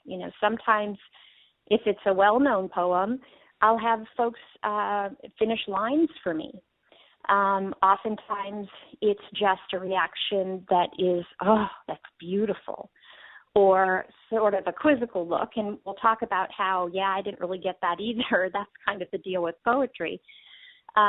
So after that, then I've really thought hard and long in advance about what kind of very open-ended questions could I ask that would allow, many different people from backgrounds to relate to it, or to, expand upon the idea. So it might be something very general, something like when you think of autumn, what's the first thing that comes to mind? That's a great way to start any facilitation, because I find that right away, it's an icebreaker, and I always say there's no wrong answer. And so depending on the level of functioning, or if people are, very verbal or not verbal at all, I'll get full paragraphs back, that it's about the leaves and raking the leaves and they're all falling, or I'll get, just one word, red, and then I'll have to dig a little bit. Well, what is red? So while that's happening, I'm writing down everything. I'm listening, writing, and I guess because I have a weird little skill set, not good at a lot of things, but I can do this. I listen to everything, write it down, I'm making arrows, and I can kind of hear the sounds and what words might go together and what lines might work one before the other or after. And I very quickly put it into a poem. And we do this kind of maybe 3-4 times in an hour, but the magical part, Lori, is when I read their poem back to them. I'm sorry, I get emotional because it is magical. People sit up straighter. They open their eyes wide and smile. They might say, that's my word, or I wrote that line, or I didn't know I could do this. And the empowerment that I see on the faces of people who are so accustomed to not knowing the answer and who are told what they're forgetting or what are reminded about what they're forgetting, it's just a remarkable process, and I just love every bit of it. Wow, I can see where that would be extremely, extremely rewarding to be able to do that. Now, was there something that kind of ignited you to start this whole process? As a whole, was there like one thing that just got you saying, I have to do something different here with this? Yeah, it probably not one thing, but a combination of seeing things that, I didn't like, but, truthfully, and I feel like I made so many mistakes with my own parents. And, let me qualify that because I'm human and I only knew what I knew. And when you're dealing with a loved one, it's very complicated, and it's much more complicated than what I'm doing now. I say that, I have the best job in the world, and it's just a joy to know the people that I work with now. I know them as who they are now. So I'm not quite as aware of what's being lost. And as a loved one, that's obviously what's, so hard to deal with this disease. I've been doing it long enough that I'm seeing, the progression of the disease in many of the people that I work with, and it is heartbreaking. And I focus on, what I perceive as the light in a lot of darkness. And so I try to keep my mind on that. But I was frustrated with what I saw, and after my parents passed, some of this is selfish. I needed to heal, and I needed to forgive myself. And so I started really being able to think about it afterwards about, why did I argue with my mom when she insisted upon things like it was night when it was day? Why did I need to be right? And so it was part of the healing process for me to really evaluate the things that I had done and what I could have done better, not beating myself up, just moving forward. And I thought, I can take my skill set with poetry and my passion, which is, this disease, and bringing some positivity into what we all know can be very negative and make you very angry and resentful and bitter. And I chose not to go that route. So it was a combination. It was a combination of not liking what I saw, knowing there could be better practices, wanting to be a change maker, and also wanting to heal myself and give something back. And the interactions that I have now, I know that, I feel that my parents are with me. I feel that, that they would know that I did the best that I could, and that all of us are doing the best that we can, and we're human. But it's wonderful to be making changes and to see such incredible results. Mm-hmm. Well, that's very, very cool. Can you tell, our audience how many people you typically work with? Is this a one-on-one or a group type setting, or does it vary depending on where you're at? It varies depending on where I'm at, and as word gets around, I'm given new and different opportunities, which I love. For the most part, I work with groups of people in memory care centers.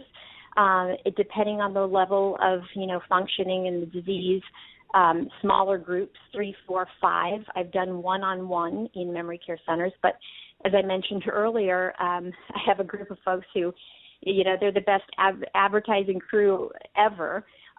Most are sort of in the early, I don't like kind of talking about the stages because everyone is so different, but I guess if you had to kind of get an idea, they're in, early, mid, more toward mid stages of the disease, and they just, they love it so much. And I go to this particular place every week that, there's a lot of people that remember and, will say, oh, I brought one more, because, it's a place where, for the most part, most are still able to navigate themselves. So some groups as many as 20, I think I did one, maybe 25, it becomes much more challenging.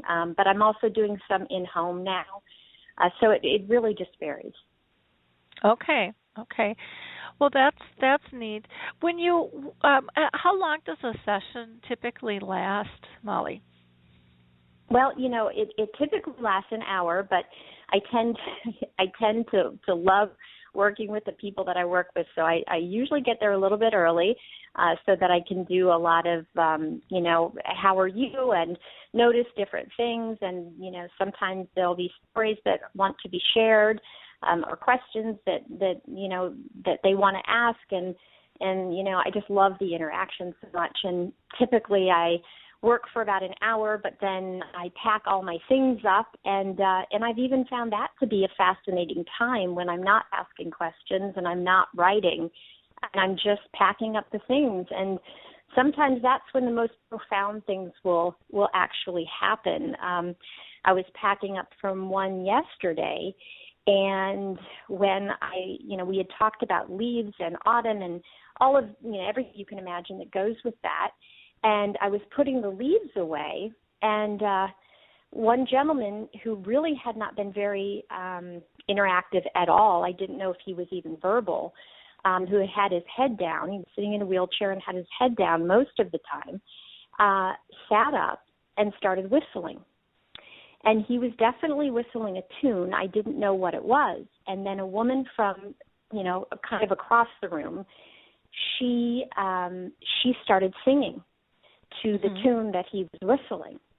And I said, what is it? What is it? What is the song? And she said, it's Autumn Leaves.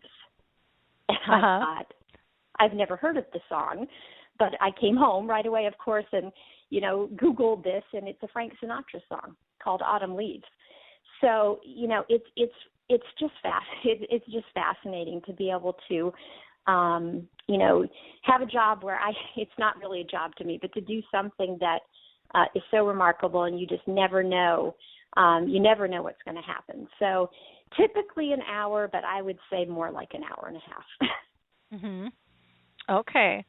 Well, that's, do you see their personalities and things changing, and, when you're with them? And then have you heard, if that happens, does that last afterwards as well, or?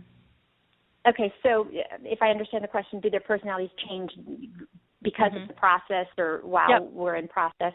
I don't know if I would say personalities, but definitely body language. I see people who seem very disconnected, staring, into their own world, not interacting with the person next to them.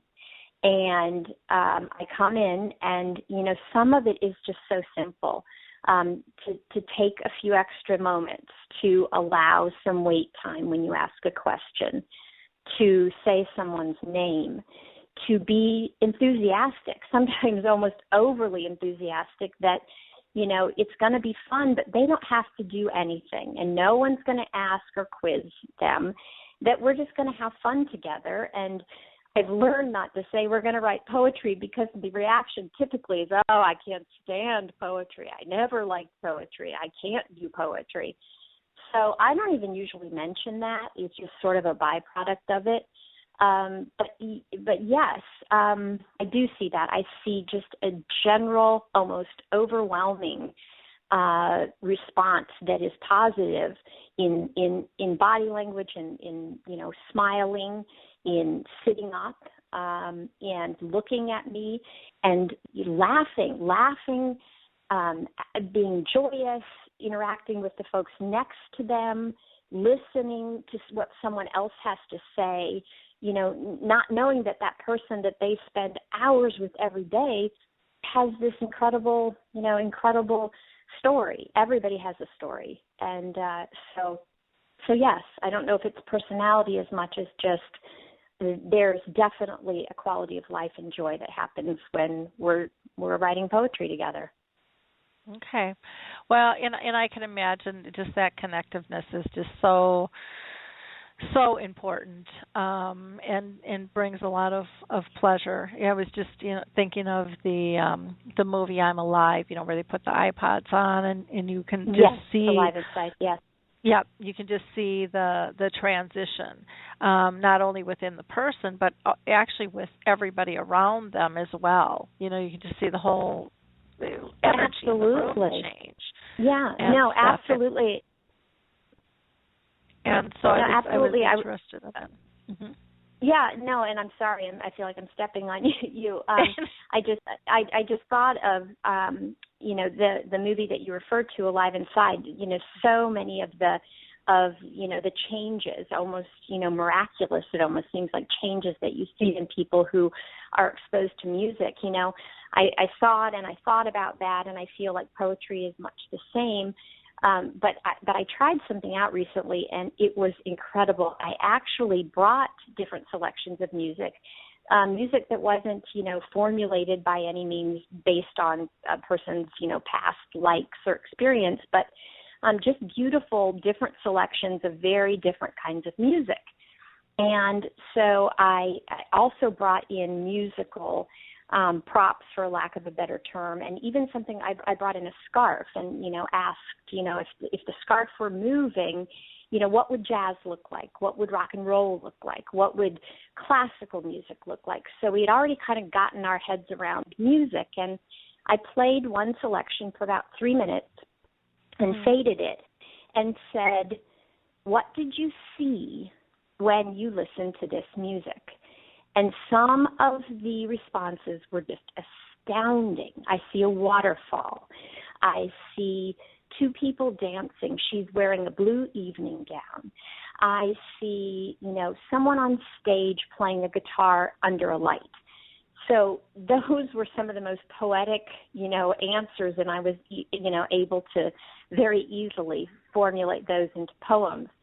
So it's almost like another level of the music and being able to identify with the music, but not just the triggering of memories. What I'm finding is the triggering of imagination, and that's fascinating to me. That I think we're really overlooking the fact that while yes, people are losing some kind of brain function, and we know that that's going to progress. We all know where this disease leads.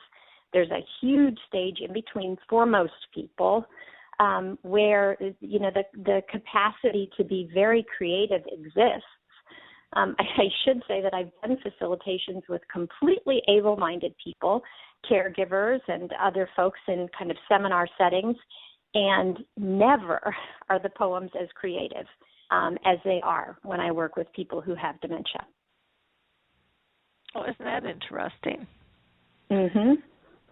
Yeah, I love poetry. I think it's just a great kind of way to breathe and be creative and have fun. And there's so many things I can say about that. What do you do with the poems once you create them? Are they displayed or gathered or? Yeah, I'm so glad you asked that, because it really is the process that's more important. But the product, the poems, are, they can be used for so many purposes. So most of the places that I go to, the memory care centers, what I do is I go home and I take my chicken scratch, basically, something that only I can read, and I sit with it and I type them out using only their words and ideas into lines and stanzas and format them like a poem. And then I email those back to the care centers, and they will print them out and put them in newsletters and display them, in common areas. And I've really encouraged them, and so we're getting there where the actual, poets, the people that have participated in the facilitation, get copies. And so I'm slowly seeing picture frames with poems in them going up in residents' rooms, and family members then seeing them, and then these, of course, become this incredible written record with different additions from different people that might be something from, a memory. I have one woman whose father owned a candy store, and oftentimes, as we know, people will be somewhat repetitive, and so this will come into numerous poems, but her daughter just, it's such a gift. You can't be there, especially if a parent is, not in your home, or a loved one is not in your home. You can't be there 24 hours a day. So to know that, a loved one has participated in something creative and that there's now a written record of it is really invaluable. I mean, it can become a family heirloom. I'm working with one family where I'm just working one-on-one with the mom, and they're going to, gather all the poems together and give them out as holiday gifts and, for her birthday and that kind of thing. Yeah, so there's so many uses for them, but I think about with my own parents, here I have this ability to do this and have kind of come up with my own method of doing it, and I never once tried it, never once thought of it to do it with my own parents. And, I'd give anything to have, one poem that my parents had participated in. So if there's any lesson, it's that we're all a work in progress and we all evolve, and, you have to forgive yourself for what you don't know and didn't do, and just try to make today and tomorrow better. Yeah, good advice. Very good advice on that. Sometimes it's harder to do than not. What would you say are some of the challenges in working with people who have dementia? Whatever I say, I'm sure listeners and anyone who's ever been a caregiver could add, 100 things to this. But, in general, you have to be so fluid. The moment you really have to be able to be adaptable, because you never know what someone's disposition is going to be. And even within an hour, it can change. I can have, folks who are happy and joyful, and it might be that they're uncomfortable, or the temperature's not right, or maybe the facilitation is led into an area that triggers something. That tends to never happen, but it has happened a couple of times, and I usually can, move away from whatever that subject is. But so I have to be, that's a challenge. I have to really be adaptable, very sensitive to how people are reacting. I guess, one of the biggest challenges is not the people that I work with, but the people that work with them. And of course, this isn't to, condemn anyone, or memory care centers in particular, or, even folks who are just overwhelmed and tired, so tired of trying to find ways to engage a loved one maybe at home. But attitudes, and I know you know this, Lori, it's just the attitudes that, and I get it, because I was there, but, a diagnosis of Alzheimer's doesn't mean the person is gone. It doesn't mean that they're, every day leaving you. I just feel like, there's so much negativity and there's so much anger. And so it's sort of the biggest challenge is getting the ideas of those folks around people with dementia to open their minds to the fact that their loved one can experience joy, can have a quality of life, can participate in something creative, that they have the ability to do something now that they might not have had the ability to do before for a variety of reasons. Maybe the filter is gone a little bit, so you'll participate more and say something without fear of being, of it not being the right answer.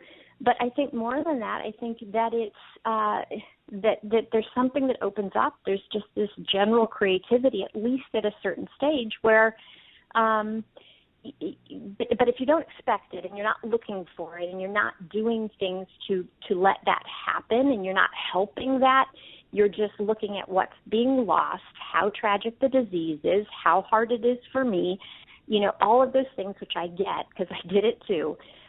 we fail, I think, to see that there can be, like I said, there can be some light in this disease that is a lot about darkness, but there's nothing we can do about it right now other than to try to find that light and try to make those try to make those engagements and try to, I believe anyway, empower and bring dignity into the lives of people who, many times don't have a lot of that.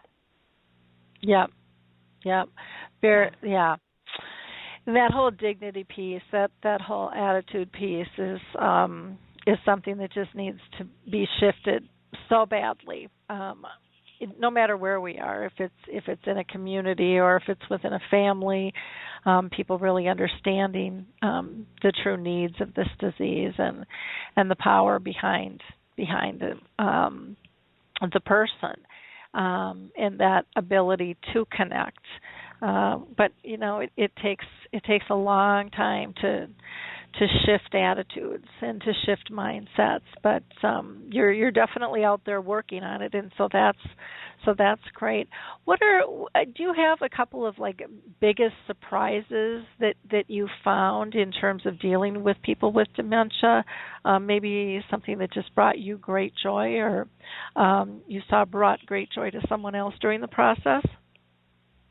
I have so many stories, and I'm probably not going to come up with the best one now. But in general, I think the thing that surprised me most and continues to surprise me, I will say every single time I do a facilitation, I am surprised by something. Something remarkable just happens. I've had people want to leave and go get me something that they wrote in their room.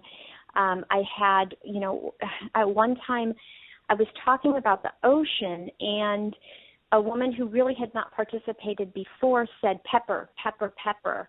And I thought, okay, well, that in my mind isn't, I'm not making a clear connection, but there's something. This isn't muttering, that idea that people with dementia mutter.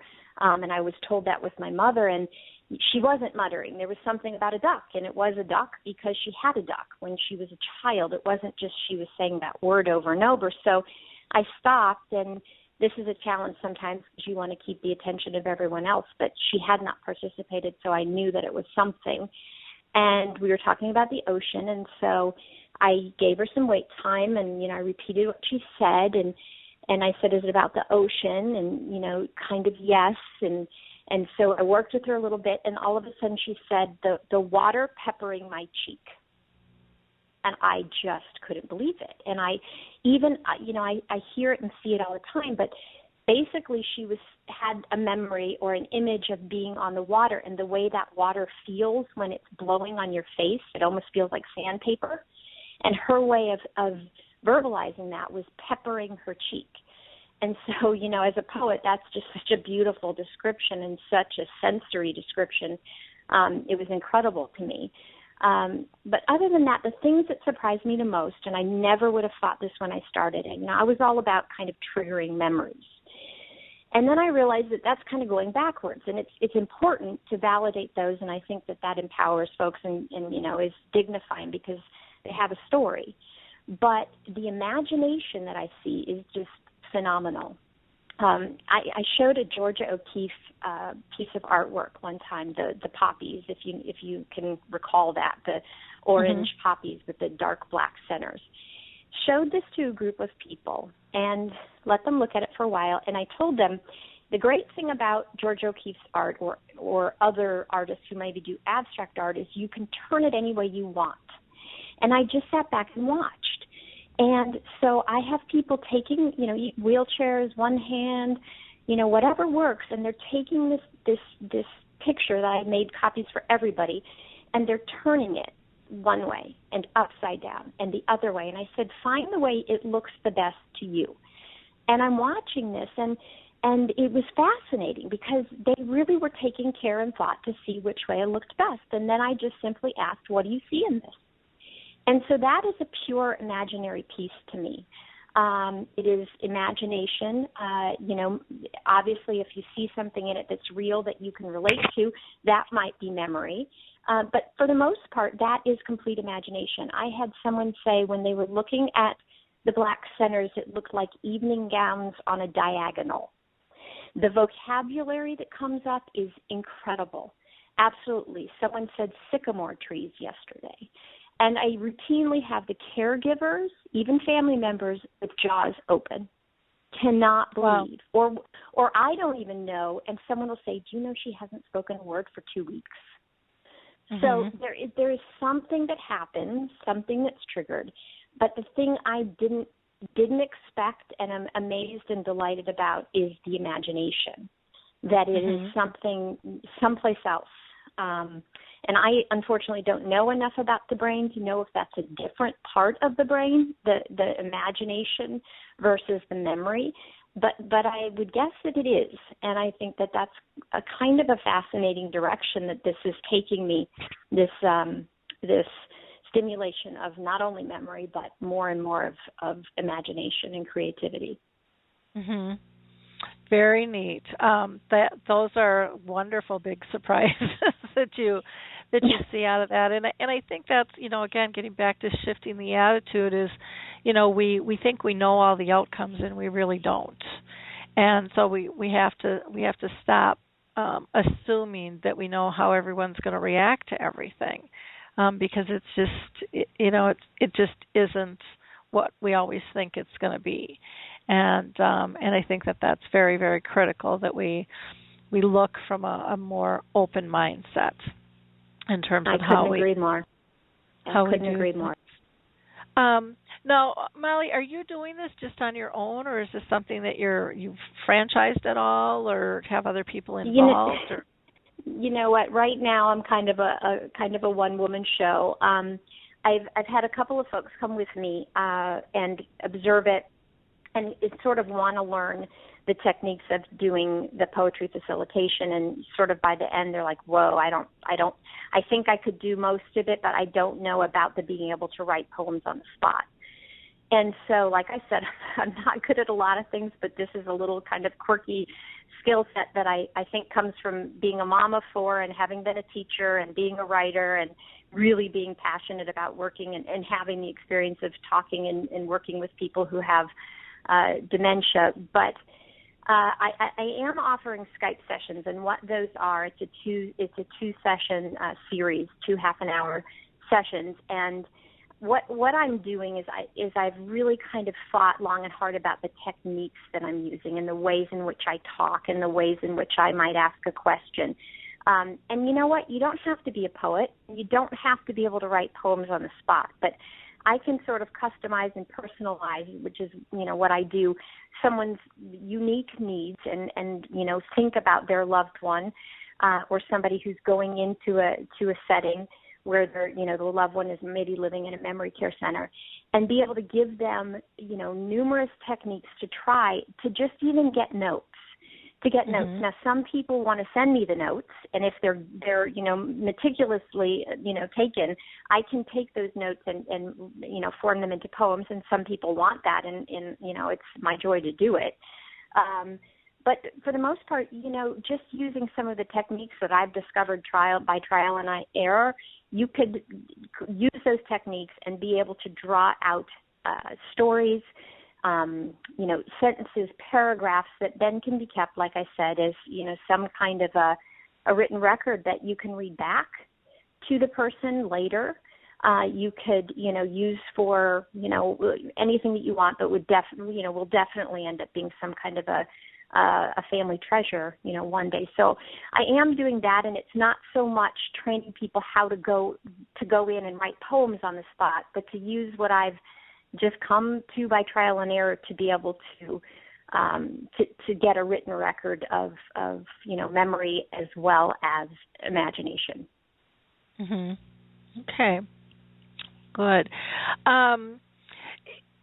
Can we ask, and again, if you're not comfortable with this, what do you charge for a session at all, or you're not comfortable with that, or is that something that you kind of customize per group?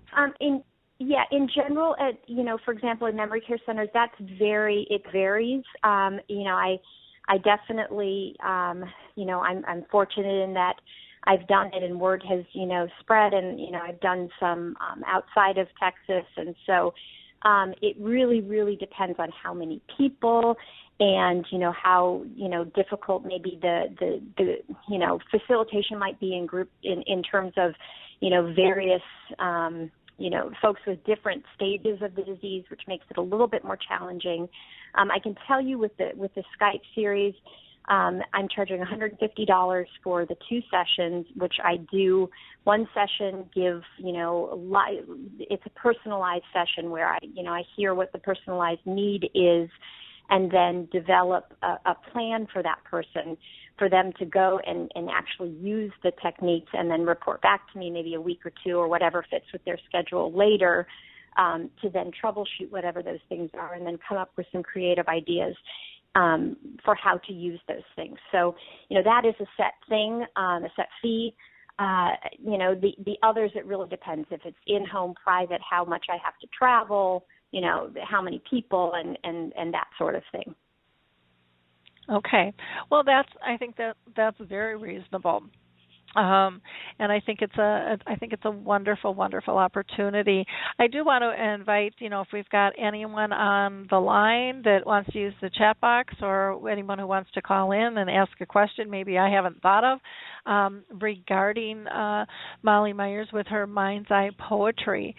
We'd love to hear from you. Maybe you have also had some experiences with poetry and would like to share those with us as well. We would be more than honored to have you join the conversation. It's always interesting to hear other people's experiences and things. Absolutely. Molly, one thing I was going to ask, when you do poetry, do you capture pictures at all? Because I would imagine that there's just a lot of joyful moments. And do you have anything, captured either in photos or videos of your sessions? Yes, I do. I would encourage people to visit my website because I have a wonderful photographer that actually came with me. Sometimes there's privacy issues, and I completely understand that. But my website is www.mindspoetry.com, and there are numerous pictures that are sort of reaction shots, and you can see the joy on the faces. And as you mentioned when we were leading into my segment, there is going to be an upcoming TV segment, which is, I'm a little nervous and interested to see it myself because I really get in the zone when I'm doing it, and I barely remember the fact that they were filming. But that's going to be on Growing Bolder Media. And I don't know exactly when it's coming out, probably within the next month or so.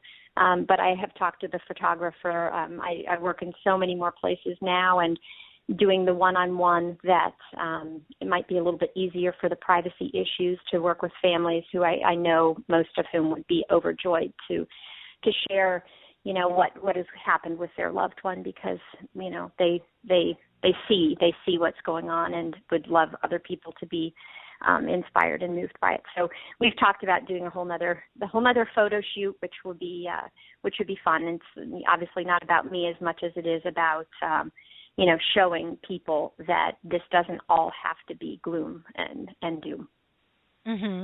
Yep. Well, wonderful. Well, I don't see anything. Let's see. Wait, we do have something in the chat box here. Elva has said, my mother's maiden name was Beth Meyer.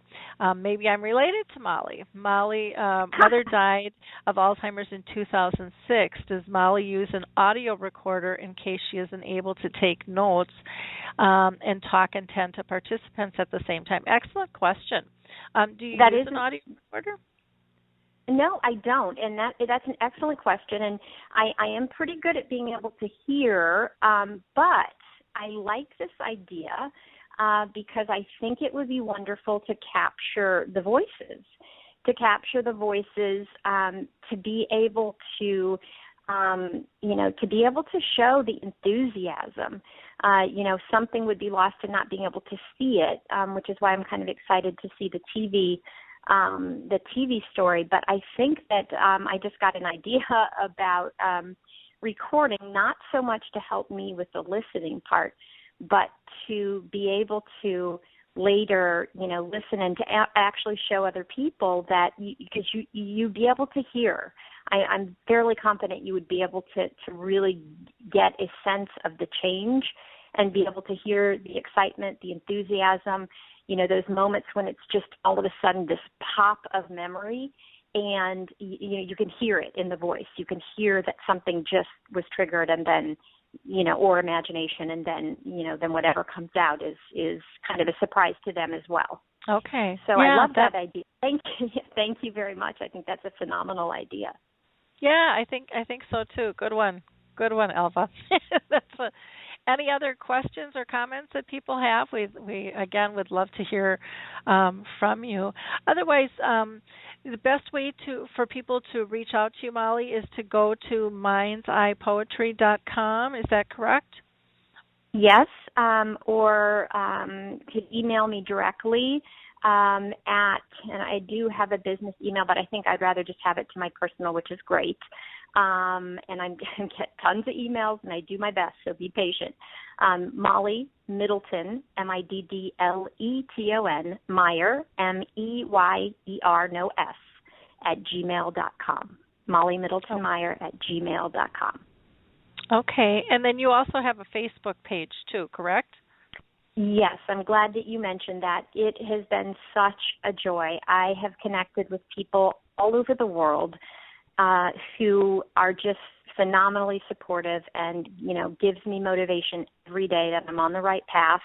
I've had people share some just incredible stories. And again, I love to be able to highlight all of them. I cannot do that, but the ones that are just incredibly moving and that I think, sort of fit my mission, which is to rewrite dementia. That's sort of my idea, that I really want to be a change maker and open this up so that people see that there are techniques we can use and there's ways to meet people who have the disease on their terms. So my Facebook page is an excellent way to sort of see what's going on. I post poems that have been written, stories, share, insights that I have, but I also, interact with people who have things to share with me. So I'd love to see you on the Facebook page. It's just Mind's Eye Poetry. Okay, great. And I'm on the page right now. It's very easy to find. So there's lots of different ways to be able to connect with you. And, if somebody wants to have a session with a family member, via Skype, or if you want to do something in person. And where are you located out of, Molly?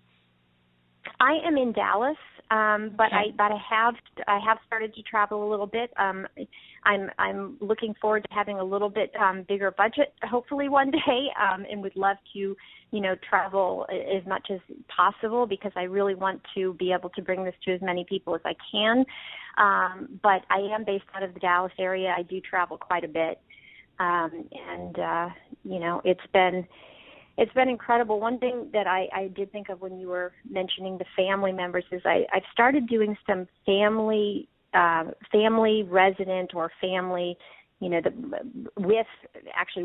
the person who has dementia. So a facilitation that incorporates the family member also participating with the person who has dementia. And I've even done this in memory care centers where there's, 15 family members and 15 people with dementia. And it is incredible to see how empowering it is and to see the loved one sort of look at their family member with this expression like, see, I'm not forgetting everything. I do know something. And it's just this incredible interaction. So I know as a caregiver how frustrating it was and how I was desperate to find ways to interact that were positive, that weren't me trying to put my mom's clothes back in her closet and being angry that I had to do it every day because she kept taking them out and putting them on her bed. And now I think, why in the world? Is that the argument I really needed to have? And, I feel like poetry is just one little thing. There's so many things that we can be doing that would create positive interactions. And again, we're human and we can't do it, 24 hours a day. But to be able to add a few of those things every day, I think would dramatically change the interaction between family members and loved ones or caregivers and the people that they're working with. I I totally agree with you. Molly, is there anything else that you want to add before we end our conversation here? Anything that we missed? Would you like me to read 4 very small little poems that we did recently? Sure. We only have about 5 minutes left, so yeah, that would be great. It will be very quick. It won't even be probably a minute and a half. Okay. I was doing an autumn facilitation, and the group decided that we wanted to do 4 poems on all 4 seasons. So this is winter. Outside my window, children's laughter, snowballs fly through pine-scented air. And this is spring. Tulips and roses bloom in a springtime garden, nature's symphony. And this is summer. Children dip their toes in the cool, trickling stream, then play hide and seek. And this is autumn. Sunlight on pumpkins, a farmer's autumn apples spill from his basket. And those are 4 poems that we did recently. Oh, cool. Just little Very ones. Fun. Just little haiku. Yeah. Well, they don't have to be big and long and complicated and stuff. Some end up being big and long and complicated, but because we were trying to do 4 seasons and just 4 little snippets of imagery, we worked on 3 short lines for each season, and I think they came out beautifully. Very neat. Very fun. Well, I appreciate you so much being with us today on the show. And again, people can go to visit Molly at her website, which is mindseyepoetry.com, and that's minds with an S. And you can also find her Mind's Eye Poetry Facebook page if you'd like to reach out to her there as well. I wish you the best luck in the future. I think it's just a fabulous program, and I hope to see it expand and people get what you bring to the table, to see that engagement and the importance of that personal connection, I think is just so powerful. So thank you for your work that you do, Molly. Oh, my goodness. Yeah. Thank you so much. Thank you for the work that you do and for helping to continue the message that there is some light and there's things that we can do to make changes. So I appreciate you very much, Lori. Okay. You have a wonderful week, and thanks again for sharing your time with us today, Molly. Of course, my pleasure. Thank you. Again, I just want to remind people, if you're looking for an Alzheimer's Association anywhere in the world, go ahead and check out the Alzheimer's Disease International organization. They are the association of all the Alzheimer's associations around the world. The Purple Angel Project, if you want to get behind that, which started over in the UK, is gone globally. It's the new symbol for dementia, and it's just having a far-reaching impact. You can find more about that if you go to the About page on alzheimersspeaks.com. If you're looking for a holistic approach, check out Alzheimer's Research and Prevention Foundation. They just do a lot of great work regarding diet and exercise and meditation. And then for those of you dealing with either frontal temporal lobe or Lewy body association, please don't forget about those particular organizations. There's a lot of great resources out there. Same with the National Aphasia Association if somebody is having a difficult time with speech. Last, I'm going to just mention again Alzheimer's Music Connect. I'm not a big Christmas person usually this early, but this album is really, really good. So I'm going to just play Silent Night from their CD, Memories, the Songs in Spirit of Christmas, as we close out here. Or maybe I'm not. My computer seems to be spinning, so we'll see what happens here. I guess if it's playing, it's not playing in my ears. So I'm going to go ahead and just end our episode here. And again, wish you all a great week. Feel free to go to alzheimersspeaks.com. Check out all the resources that we have. And, you can catch all of our archived shows for both the radio and the Dementia Chats webinars on our site. So have a blessed week, and we will talk next week. Thanks. Bye. Well, I guess my computer's not going to let me end this either, so we'll just stay on here for 60 seconds and talk about this month, November, is National Alzheimer's Month. It's also National Caregivers Month. And so you're going to see a lot of great articles and information both on Alzheimer's and dementia as well as caregiving in general. So please, when you see articles and posts, if it's on your Facebook or your Google Circle or your LinkedIn, share it with others. It's really an important thing that we do to help others out. Have a blessed week, and we will talk soon. Next week's session program will be very interesting, I promise.